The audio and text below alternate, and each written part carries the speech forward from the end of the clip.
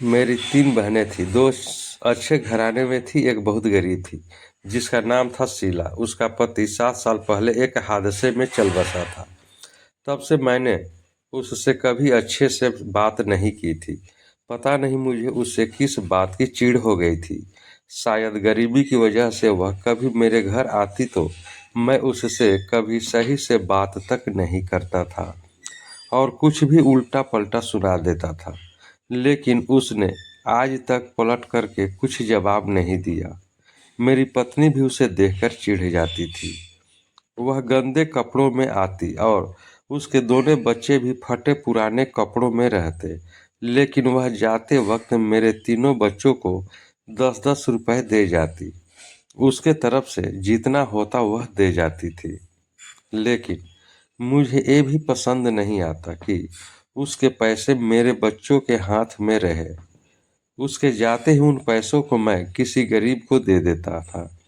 जो वह 10 रुपए मेरे बच्चों को दे के जाती थी, उतना शायद उसके लिए बहुत होगा, लेकिन हमारे लिए इतने समय 10 रुपए कोई बड़ी बात नहीं थी। वह कभी-कभी 5 रुपए बचाने के लिए पैदल चली जाती। 6 किलोमीटर उसका घर दूर था। मेरे घर से वह बच्चों को लेके 5 रुपए के लिए पैदल चली जाती, लेकिन फिर भी मेरे अंदर उसको देखकर दया नहीं आती। इससे पता चलता था 5 रुपए उसके लिए कितने महत्वपूर्ण हैं। लेकिन मेरे बच्चों को जब जाती तब कुछ न कुछ दे जाती। 2 बहनें और थी। पैसे तो उसके पास बहुत थे, लेकिन आज तक कभी मेरे बच्चों को 1 रुपया नहीं दिया। वो दोनों जब भी आती थी, साथ में ही आती और मिलकर 2 दर्जन केले, कभी 1 किलो सेब लेके आती। इससे ज़्यादा कुछ नहीं लेके आती थी। लेकिन फिर भी हम दोनों उन दोनों को देखकर मुझे पता नहीं किस बात की खुशी मिलती थी। शायद वो लोग थोड़े पैसे वाले थे, इसलिए पता नहीं आज तक मुझे ये बात समझ नहीं आई क्यों खुशी होती थी। एक बार मेरी पत्नी की तबीयत इतनी बिगड़ गई कि मैं उसे लेकर अस्पताल में भर्ती था। 36 दिन हो गए, वह अभी भी अस्पताल में ही थी। डॉक्टर 3 दिन करके बोलता, लेकिन वो ठीक नहीं होती थी, इसलिए उसे अस्पताल में ही रखता था। पैसों की भी कमी होने लगी। दोनों बहनों से पैसे मांगे, उन दोनों ने मिलकर मुझे 3,000 रुपए दिए। ये पैसे देखकर मेरी आंखों में आंसू आ गए और वो दोनों एक बार देखने आई थी। मेरी पत्नी को मुझे 1.5 महीना से ज़्यादा हो गया था अस्पताल में। मेरी बहन शीला 1-2 दिन में अस्पताल आती, कुछ न कुछ फ्रूट लेके, उसी फटे पुराने कपड़ों में, लेकिन जब भी आती कुछ न कुछ लेके आती। फिर भी मैं उससे सही से बात नहीं करता था। अभी उसे देखकर मैं चिढ़ जाता था, लेकिन मुझे अब अपने ऊपर गुस्सा आने लगा था। मैं सोचता था कि वो अगर पैसों के लिए आती तो अब तक तो वह यहाँ आना छोड़ चुकी होती। एक दिन वो बाहर गंदे कपड़ों में बैठी थी, तब गार्ड ने उसे भगा दिया। मैंने देखा, लेकिन गार्ड को कुछ नहीं बोला, लेकिन मुझे थोड़ा सा बुरा लगा। नया गार्ड आया था, शायद उसे खराब कपड़ों की वजह से कुछ और ही समझ रहा था। फिर एक दिन वो आई, वह मेरे पास आई और मैं काउंटर से पैसे दे रहा था कि 500 रुपये कम पड़ गए। उसने अपने बैग में हाथ डाला और 500 देने के लिए, वैसे ही उसका बैग इतना कमजोर था कि नीचे से फट गया। उसमें से एक मिट्टी का गुल्लक गिरा और फूट गया। उसमें से 550 रुपए और थे, जो 10-20 की नोट थी। उसने मुझे उसी नोट में से 500 गिनकर दिया और नीचे जो चिल्लर गिरा था वह बटोरने लगी। उसे देखकर मेरी आंखों में आंसू नीचे टपक गए।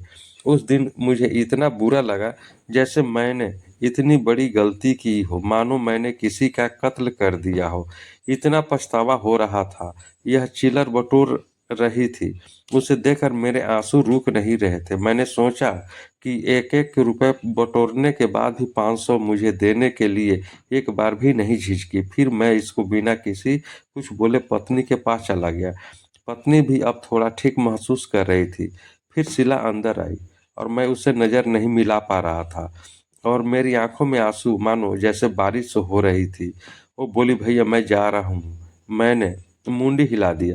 फिर वो वहां से निकल कर गई। मैं बाहर जाके देखा तो वह जल्दी जल्दी पैदल जा रही थी। वहीं पे सवारी रिक्शा खड़ी थी, लेकिन वो उसमें नहीं बैठी। उसके घर तक शेयरिंग रिक्शा का शायद 10 रुपए किराया होगा, लेकिन वह 10 रुपए बचाने के लिए पैदल चली गई। 2 दिन बाद मेरी पत्नी अस्पताल से डिस्चार्ज होकर घर आ गई। लगभग 2.5 महीने के बाद मेरी पत्नी घर आई थी, लेकिन अब बिल्कुल ठीक थी। शायद उसने जो 500 रुपए दिए थे, उसी पैसों में कोई दुआ थी, नहीं तो मैंने लगभग 3 लाख से ज्यादा लगा दिए थे।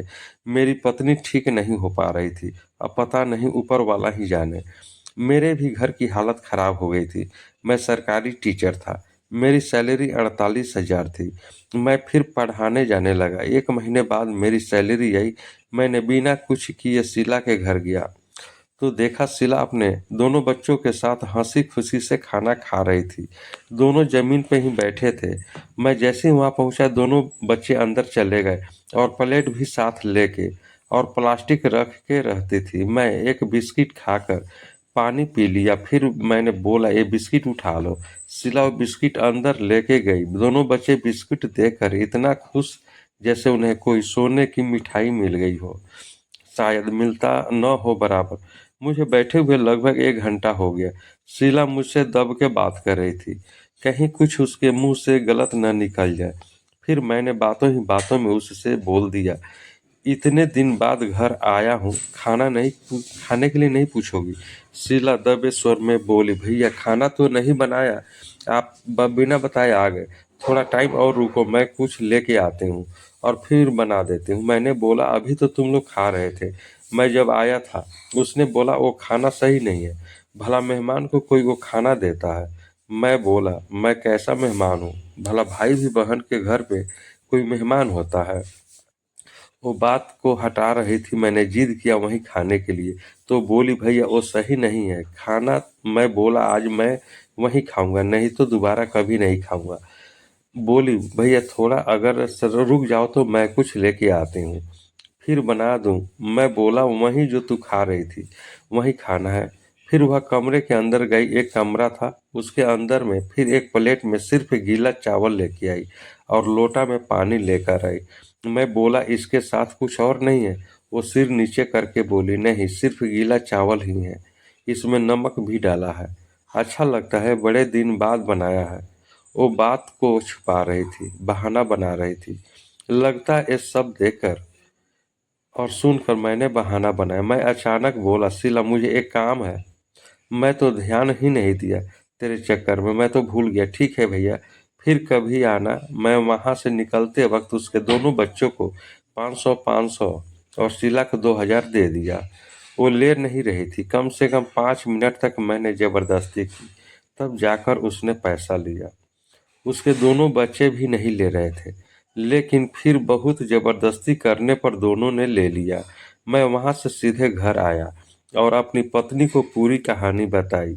ये सुनकर मेरी पत्नी की आंखों में भी आंसू आ गए, वह भी भावुक हो गए। फिर मैंने 2 महीने बाद उसके दोनों बच्चों का नाम एक स्कूल में लिखवाया और उसके घर की थोड़ी मरम्मत कराई। अब मैं हर महीने मेरी सैलरी आते ही 10,000 रुपये दे देता हूँ। मुझे नहीं लगता है ऐसी बहन कहीं दोबारा मिलेगी। क्या आपकी भी कोई बहन भाई या रिश्तेदार गरीब है लेकिन दिल के अच्छे हैं? अगर है तो उनकी क्या पता दोबारा वैसे लोग आपको न मिले। अगर उनकी थोड़ी बहुत मदद करने में आपका कुछ नहीं बिगड़ रहा है तो वो बेझिझक करें। क्या शीला जैसी बहन मिलना संभव है? सिर्फ पैसा ही सब कुछ नहीं होता है इस दुनिया में, दिल बड़ा होना चाहिए। आपका क्या कहना है इस कहानी को लेकर? कमेंट में जरूर बताएं। ऐसी और कहानियों के लिए हमें फॉलो करना न भूलें। धन्यवाद।